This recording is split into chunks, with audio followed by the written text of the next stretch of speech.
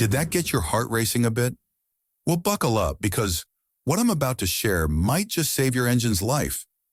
You know that sinking feeling when your trusty set of wheels starts acting up? Maybe there's a weird noise, a concerning warning light, or just a general sense that something's not quite right. We've all been there.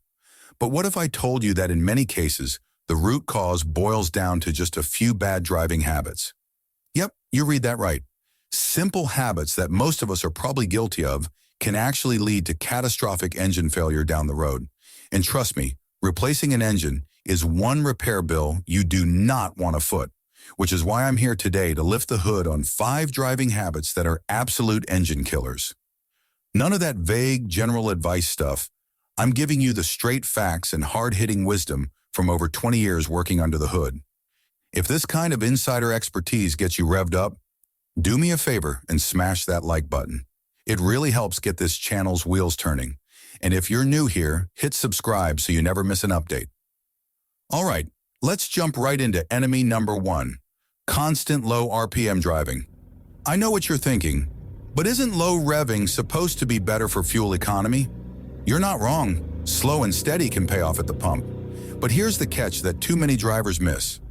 Constantly puttering around at very low RPMs, like under 1,500 revs in a modern engine, leads to something called glazing. Essentially, the cylinder walls get polished to a mirror-like finish, which sounds great in theory. The harsh reality? It causes accelerated oil burn-off and carbon buildup on those freshly glazed surfaces. That gunk acts like a sponge, soaking up all your oil instead of letting it properly lubricate. Then you're left with lousy cylinder sealing, increased friction, and hot spots that can lead to premature engine wear or failure. Definitely not what you want. The fix is simple. Let your engine stretch its legs every once in a while. Vary the revs, get that oil churning and combustion chambers pinging to keep things running clean and happy. Excessive engine braking. This one's a real double-edged sword trick. Using your engine's compression to help slow you down, like when you decelerate or downshift, does reduce brake wear. Seems like a great idea in theory, right? Well, not so fast. Anything in excess can be a killer, and too much engine braking falls into that category. You're essentially turning your engine into an air compressor, putting immense stress on components like transmission bearings, synchros, and mounts that just weren't designed for that kind of abuse. Over time, that added strain leads to premature wear on those expensive precision parts.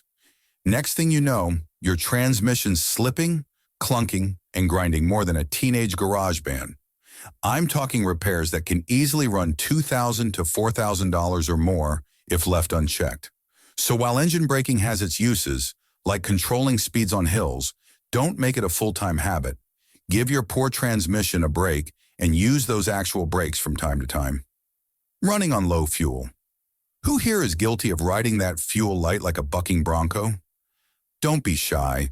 We've all done it at some point or another. But let me let you in on a little secret. Starving your fuel system of go-go juice is just plain abusive. See, your fuel pump relies on that gas for cooling and lubrication.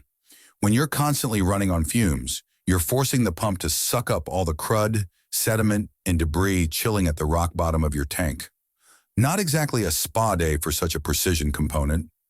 The end result? A prematurely failed fuel pump, clogged filters, and injector issues that'll leave your engine running rougher than a NASA rocket at launch. I'm talking potential damage that can set you back hundreds, if not thousands, to properly rectify. The solution is simple. Stop tempting fate and keep your tank reasonably topped up. Your fuel system will run cleaner, last longer, and you'll avoid an expensive repair for the price of just a few extra fill-ups. Reverse to drive rush. We've all been there, stuck behind one of those drivers at the store who can't be bothered to fully stop before slamming the transmission from reverse to drive. Maybe you've even been that person once or twice. No judgment here. But here's the harsh reality. Your car's transmission is a finely tuned piece of machinery, not a heavyweight boxing champ.